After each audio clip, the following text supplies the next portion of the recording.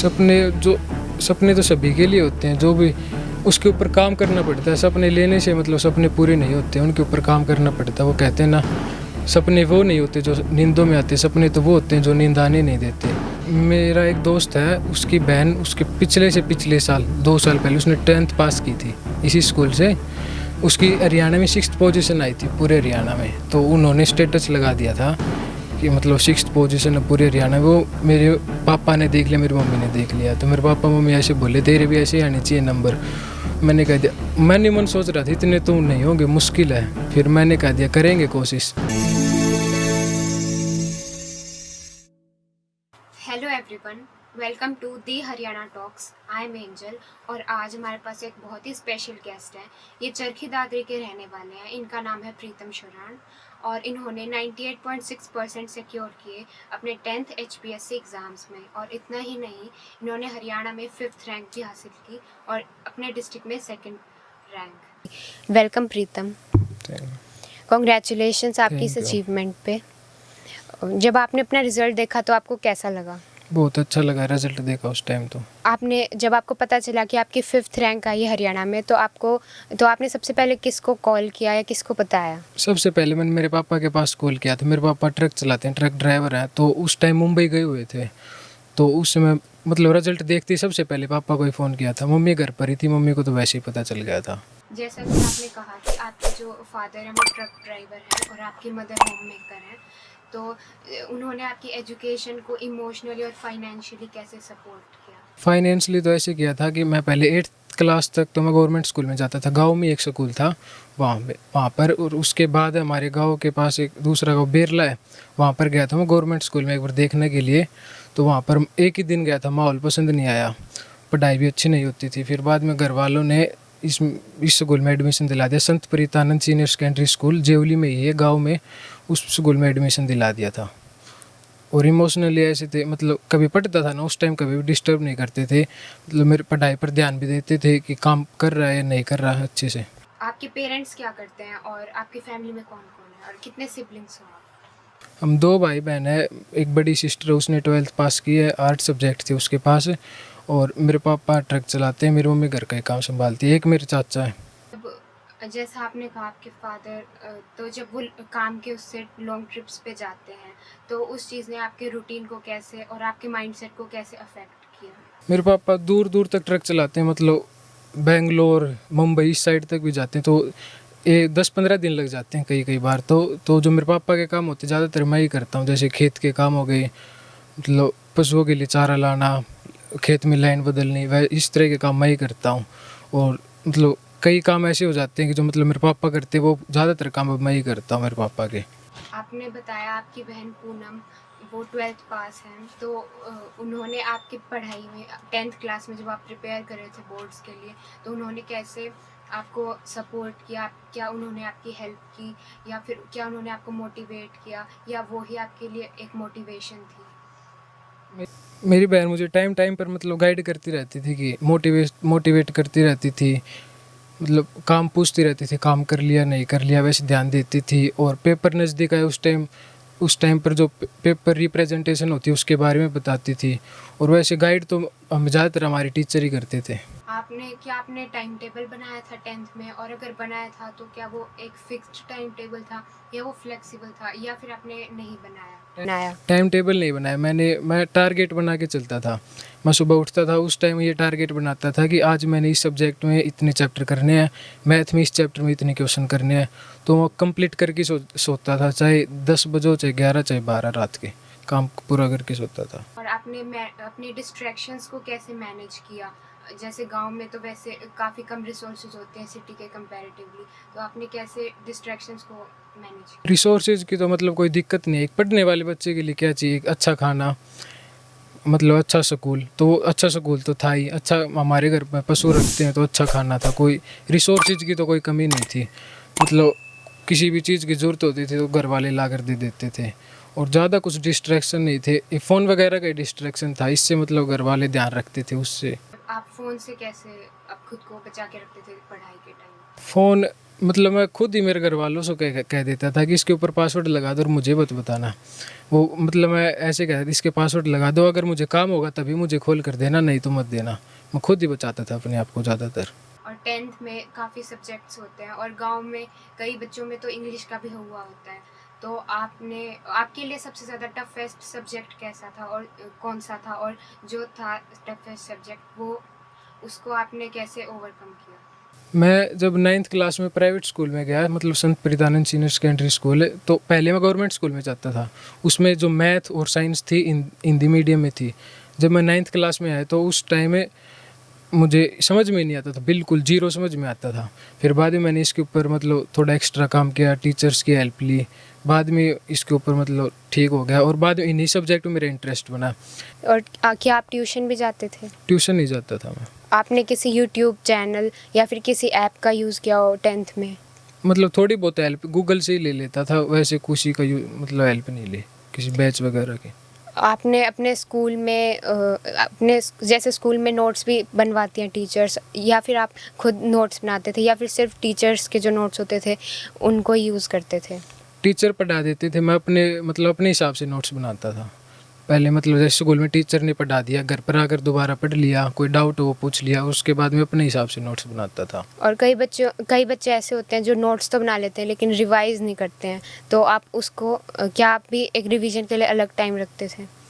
Notes के लिए मतलब कि जैसे एक चैप्टर कंप्लीट हो गया तो मतलब एक दिन में हाफ चैप्टर करा दिया स्कूल में, अगले दिन हाफ करा दिया, तो बाद में वो इकट्ठा बैठ कर लेता था। एक हफ्ते में अगर 3 चैप्टर हो गए कंप्लीट या 2 हो गए तो बाद में संडे को एक दिन बैठकर सारे कर लिया करता था रिवाइज।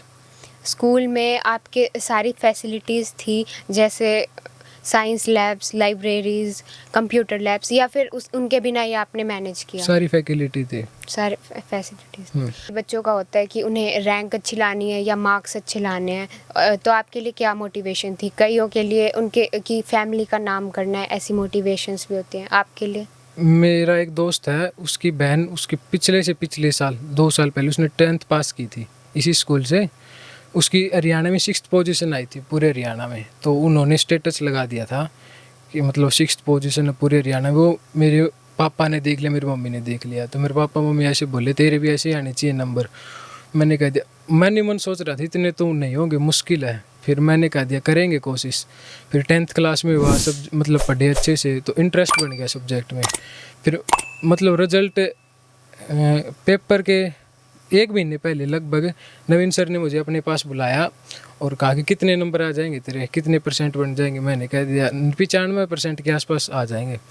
तो नवीन सर ने कहा कि 98%, 99%, 100%, मतलब स्टेट में पोजीशन आएगी ना तो तेरी फीस वापस दे देंगे।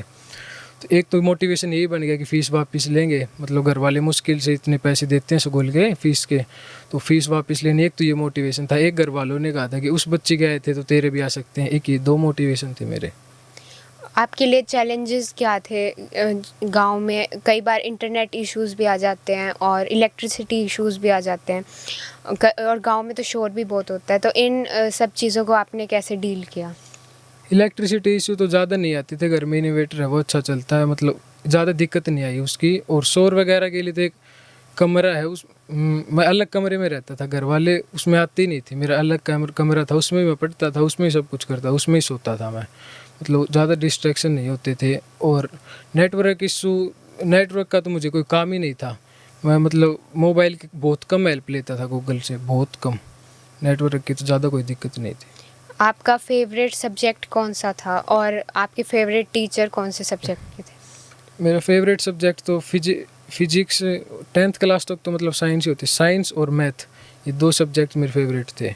और साइंस तो हमें पढ़ाती थी पूजा मैम, मनीषा मैम और प्रिंस सर, और मैथ पढ़ाते थे परवीन सर। और आपके फेवरेट टीचर यही थे? फेवरेट तो सारे ही हैं, सारे अच्छे पढ़ाते हैं। और आपके टीचर्स ने क्या आपको सपोर्ट किया? और जब जैसे एग्ज़ाम्स पास आने वाले थे तो फ्रेंड्स और फैमिली और टीचर्स का भी स्कूल में, क्या उन्होंने सपोर्ट किया आपको? मतलब एग्ज़ाम पास आए तब टीचर्स ने बुक ला के दी थी अलग अलग तरीके की, इसमें से क्वेश्चन करना, उसमें से प्रैक्टिस की थी एग्ज़ाम के पास। और मतलब सर ने ऐसे सभी ने ऐसे कह रखा था, कोई भी डाउट हो किसी भी टाइम हो फ़ोन करके पूछ लेना, उसी टाइम बता देंगे। इस तरह से मदद की थी। और पढ़ाई करते टाइम कई बार स्ट्रेस भी हो जाता है, कई बार ऐसे एंग्शियस भी फील होने लगता है कि शायद मेरे अच्छे नंबर ना आ पाएँ, और कई बार तो पढ़ा भी नहीं जाता है, बोर हो जाते हैं हम। तो उन सब चीज़ों के साथ आपने कैसे डील किया? कभी स्ट्रेस फील होता था तो मतलब 1 घंटे के लिए, आधे घंटे के लिए पढ़ाई छोड़ देता था, घर वाले से बातें करने लग जाता था। तब ज़्यादा कुछ हुआ नहीं स्ट्रेस, पर कभी होता था तो ऐसे ही करता था, मतलब घर वालों से बातचीत कर ली वैसे। और आपके फ्रेंड्स ने आपको कैसे सपोर्ट किया? फ्रेंड्स ने मतलब कोई टॉपिक समझ में नहीं आया, टीचर्स ने पढ़ाया था, अगर टीचर्स के सामने थोड़ा बहुत एजिटेट हो तो दोस्त समझा देते थे ऐसे। 10th में अभी काफ़ी बच्चे अपने बोर्ड्स की प्रिपरेशन स्टार्ट भी करेंगे, कईयों ने कर दी है, तो आप उनको क्या टिप्स देना चाहोगे? टिप्स तो यही है कि हमें हर रोज़ काम करना चाहिए। कई बार कैसे क्या करते हैं हमें कि एक दिन काम कर लिया, एक दिन नहीं किया, 2 दिन कर लिया, 1 दिन की छुट्टी ले ली। काम हमें डेली करना चाहिए, चाहे करें थोड़ी देर, डेली करें। और कई टाइम टेबल बनाते हैं, टाइम टेबल कभी कोई फॉलो नहीं कर पाता। 1 दिन कर लेंगे, 2 दिन कर लेंगे, 5 दिन, उससे ज़्यादा नहीं होगा। तो मैं तो एक टारगेट टेबल बनाता था कि आज मुझे इतना करना है, और उसके हिसाब से पूरा करके सोता था, चाहे वो रात के कितने बज जाए। और पढ़ाई और उसके अलावा जो आपके इंटरेस्ट थे, या और घर का काम या बाहर का काम, आपने बताया आप खेत का काम भी करते थे क्योंकि आपके फादर कई बार बाहर होते थे, तो आपने वो कैसे बैलेंस किया? खेत का काम तो मैं मतलब पशुओं के लिए चारा लाना, ये काम था मेरा खेत में, और लैन बदलना। लैन तो मेरे चाचा ही बदल लेते हैं, चाचा है मेरे घर पर। और पशुओं का चारा मैं शाम को लेकर आता था या स्कूल में जाने से पहले। जी। तो कई बार ऐसा नहीं होता था कि पढ़ाई छोड़ के काम करना पड़ रहा है? नहीं, वो थोड़ा पहले पढ़ाई होती थी, खेत का काम लेट हो जाता था, पर ऐसे पढ़ाई छोड़कर और काम नहीं किए, घर वाले ही नहीं करने देते थे। 11th क्लास में आपने कौन सी स्ट्रीम ली, और जो ली वो क्यों ली? 11th क्लास में नॉन मेडिकल लिया मैंने, फिजिक्स केमिस्ट्री मैथ हो गई, इनमें मेरा इंटरेस्ट था, फिजिक्स में और मैथ में खासकर, इसीलिए लिए, इंटरेस्ट के अकॉर्डिंग लिया। आपका फ्यूचर गोल या ड्रीम जॉब क्या है? और कभी आपने सोचा है कि जब आप एक बार अच्छी पोजीशन पे होगे तो आप क्या अपने गांव और कम्युनिटी को सर्व करोगे, हेल्प करोगे? मेरा मतलब फ्यूचर गोल तो यही है कि जितने नंबरों से मैंने 10th पास किया, उतने उतने उससे अच्छे नंबरों से 12th पास करूँ, यही फ्यूचर गोल अभी फ़िलहाल तो। और उसके बाद में IIT JEE की प्रिपरेशन करना जल्दी से, मतलब उसमें सिलेक्शन पाना। गांव से बिलोंग करता हूँ तो वहाँ पर ज़्यादातर बच्चे मतलब पढ़ने में ठीक, रिसोर्सेज की लिमिट होती है, रिसोर्सेज नहीं होते उनके पास पढ़ने के लिए। अगर मैं सफल हो भी गया तो उनको मोटिवेट करूँगा, उनको अगर किसी भी तरह से मैं उनकी मदद कर सकूँ, उनकी मदद करूँगा। और अगर आप सक्सेसफुल हो गए तो आप अपने पेरेंट्स के लिए सबसे पहली चीज़ क्या करोगे? सबसे पहले तो ये कि मेरे पापा ट्रक चलाते हैं, एक दिन में लगभग 20-20 घंटे भी ट्रक चलाते हैं। मेन तो यही है कि मैं मेरे पापा का ट्रक छुड़वाना चाहूँगा, और आगे की ओर आगे देखे जाए, मेन तो यही है कि ट्रक छुड़वाना। और मदर के लिए? मदर घर का काम करती है, मतलब पशुओं का भी काम करती है। घर का काम तो वैसे करना पड़ता है, पशुओं मतलब इस तरीके से करती है, पशुओं का काम नहीं करना पड़े, खेत का काम नहीं करना पड़े। और आपके घर में सोर्स ऑफ इनकम क्या है? सोर्स ऑफ इनकम तो मेरे पापा ट्रक चलाते हैं, वही है, और 2 खेत हैं, 2 किले हैं, उसमें तो मतलब खाने का ही होता पैदा, ज़्यादा उससे कुछ इनकम नहीं है, यही है बस ट्रक का ही। आपके घर में आपकी बहन भी है, तो वो क्या पढ़ाई में वो भी अच्छी है, या उसको ज़्यादा सपोर्ट नहीं करते आपके पेरेंट्स क्योंकि वो गर्ल चाइल्ड है, या आपके घर में ऐसा कुछ नहीं होता, डिस्क्रिमिनेशन नहीं होता, और पढ़ाई में भी अच्छी है मेरी बहन। उसके 12th क्लास में उसके भी 94% मार्क्स आए थे, पढ़ाई में भी ठीक है। 8 सब्जेक्ट थे उसके पास, पॉलिटिकल, हिस्ट्री, ज्योग्राफी, पढ़ाई में वो भी ठीक है। और वो आगे क्या करना चाहती है? वो UPSC की तैयारी कर रही है अभी तो। आप चरखी दादरी के जेवाली गांव से हैं, तो वहाँ पे हरियाणा में तो बहुत सेना में भी जाते हैं लोग, डिफेंस में भी जाते हैं, तो कभी आपने ऐसा सोचा है, या आपके फैमिली में ने आपको कहा हो कि, या फिर आपकी फैमिली में ऐसा कोई हो जो डिफेंस में हो? कोई फैमिली में तो डिफेंस में नहीं है, पर मैं छोटा तब सोचता था कि जाएंगे ऐसे, पर बाद में बड़ा हुआ तो वो मतलब सोच बदल गया, मन नहीं करता उसमें अब तो। IIT के लिए तैयारी करने की सोच चला है। और शहर के जो बच्चे होते हैं और जो गांव के बच्चे होते हैं, कई बार जो गांव के बच्चे होते हैं उनके पास, क्या आपको ऐसा लगता है कि उनके पास कम सपोर्ट या अपॉर्चुनिटीज़ या फिर उनके पास कम रिसोर्सेज होते हैं शहर के बच्चों से, या आपको ऐसा नहीं लगता? ऐसा तो नहीं लगता, रिसोर्सेज तो सेम ही होती। मतलब पढ़ने वाले बच्चे के लिए रिसोर्स तो यही होता है कि अच्छा स्कूल हो। अगर अब हमारे गांव में तो अच्छा स्कूल है, इसमें रिसोर्सेज की तो कोई कमी नहीं लगती। और आप उन लोगों को क्या कहना चाहेंगे जो शहर के बच्चे और गांव के बच्चों को कंपेयर करते हैं? इस तरीके से कंपेयर करना मतलब सही तो नहीं है, पर दोनों बच्चे बराबर ही होते हैं। वो देखा जाता है बच्चा कैसा है। पढ़ने वाला बच्चा तो गांव में ही पढ़ सकता है, अगर नहीं पढ़ने वाला बच्चा तो शहर में भी नहीं पढ़ेगा, चाहे उसे कितने बड़े स्कूल में डाल दो। इसमें कंपेयर नहीं करना चाहिए। कंपेयर वैसे कर सकते हैं पर इस तरीके से नहीं, गांव का बच्चा शहर का बच्चा इस तरीके से कंपेयर नहीं करना चाहिए। वो तो बच्चे के ऊपर डिपेंड करता है कैसे पढ़ने वाला है। और आप उन जो स्टूडेंट्स हैं जो गांव में होते हैं, वो कई बार उन्हें ऐसा लगता है कि शायद बड़े सपने हमारे लिए नहीं है, तो आप उनको क्या कहना चाहोगे? सपने तो सभी के लिए होते हैं, जो भी उसके ऊपर काम करना पड़ता है। सपने लेने से मतलब सपने पूरे नहीं होते, उनके ऊपर काम करना पड़ता है। वो कहते हैं ना, सपने वो नहीं होते जो नींदों में आते, सपने तो वो होते हैं जो नींद आने नहीं देते। तो उन्हें उनके ऊपर काम करना पड़ता है, चाहे वो गांव के हो चाहे शहर के हो। गांव वाले बच्चे कर सकते हैं, बस यही है कि थोड़ी मेहनत ज़्यादा करनी पड़ेगी। उनके पास स्पोर्ट भी लगभग सेम ही होता है, मेहनत करनी पड़ेगी तो सपने बिल्कुल पूरे होंगे। आपका घर का नाम और स्कूल का नाम अलग है क्या? और जो आपके फ्रेंड्स हैं वो भी क्या आपको अलग अलग नाम लेके चिढ़ाते हैं? नहीं, अलग अलग नाम तो नहीं, एक ही नाम है मेरे। तो घर पर भी वही बुलाते हैं। मेरी मम्मी कभी कभी गोलू कहती है, नहीं बाकी तो सभी प्रीतम ही कहते हैं। नाम एक ही है, कोई नहीं चिढ़ाता। और आपके स्कूल में जैसे दोस्त हैं वो कैसे मस्ती करते हो आप सब? स्कूल में तो कम ही मस्ती करते हैं। कभी मतलब वैकेंट बेल होती है तभी वैसे बुलाए, मतलब कभी वैकेंट बेल होती है तभी मस्ती करते हैं, नहीं तो पढ़ाई पर ही ज़्यादा ध्यान देते हैं क्लास में। और पढ़ाई के अलावा आप क्या क्या करते हो? मतलब घर के काम और उन काम के अलावा आपका कोई ऐसा इंटरेस्ट है? मतलब मैं बाहर घूमने के लिए चला जाता हूँ, बाहर क्रिकेट खेल लेता हूँ थोड़ी बहुत देर, दोस्तों के साथ घूम लेता हूँ, और ऑनलाइन गेम्स खेलता हूँ थोड़ा बहुत। क्या आपका स्कूल कोएड है? हाँ, तो क्या लड़के और लड़कियां साथ बैठते हैं या फिर अलग अलग? अलग अलग लाइन में बैठते हैं। मतलब 3 लाइन बनती है हमारी क्लास में, 2 लड़कों की 1 लड़कियों की। और क्या बातचीत करने में भी हेजिटेशन फील होती है या फिर बात होती है लेकिन सिर्फ पढ़ाई से रिलेटेड? पढ़ाई से रिलेटेड बात होती है, ज़्यादा एजिटेटेड नहीं होते। एक आधे बच्चे हो जाते हैं वो करते हैं, काम के लिए तो बोल लेते हैं। तो जैसे आपका स्कूल आपने बताया कोएड है, तो आपने ये भी बताया कि अलग अलग लाइन में बैठते हैं, तो क्या टीचर्स आपको ऐसे कहती हैं या फिर आप खुद ही अलग अलग बैठना प्रेफर करते हो? हमें करते हैं प्रेफर, अलग अलग ही बैठते हैं, टीचर्स भी कह देते हैं।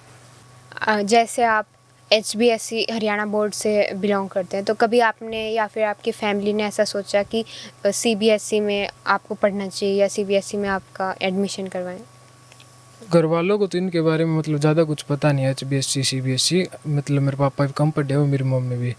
तो स्कूल में मतलब मैंने कहा था कि CBSE बोर्ड में चला जाता हूँ ऐसे, तो सर ने कहा कि CBSE और HBSE में ज़्यादा कुछ फ़र्क नहीं है, वो सेम सिलेबस होता है, सेम बुक्स लगती हैं, कोई मतलब ज़्यादा डिफरेंस नहीं है, यही ठीक है। आपके गांव में भी जैसे सबको रिज़ल्ट पता चला होगा आपका, तो वैसे तो पॉजिटिव ही रिएक्शन होगा सबका, लेकिन फिर भी उन्होंने कैसे रिएक्ट किया? मतलब कईयों के तो जो रिश्तेदार उनके तो फ़ोन आए थे, बधाई दी, बहुतों के फ़ोन आए।